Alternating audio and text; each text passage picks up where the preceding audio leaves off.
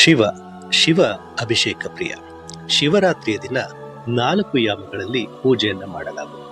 ಆ 4 ಯಾಮ ಪೂಜೆಗಳ ಸಮಯ ಇಂತಿದೆ: ಸಂಜೆ 6ರಿಂದ 9 ಗಂಟೆಯವರೆಗೆ, ಹಾಗೂ 2ನೇ ಯಾಮ ಪೂಜೆ 9ರಿಂದ 12ರವರೆಗೆ, 3ನೇ ಯಾಮ ಪೂಜೆ 12ರಿಂದ ಮುಂಜಾನೆ 3ರವರೆಗೆ, ಹಾಗೂ 4ನೇ ಯಾಮ ಪೂಜೆ ಮುಂಜಾನೆ 3ರಿಂದ ಮುಂಜಾನೆ 6ರವರೆಗೆ. ಕೆಲವೊಮ್ಮೆ ಸಮಯಗಳು ಹೆಚ್ಚು ಕಡಿಮೆ ಆಗಬಹುದು.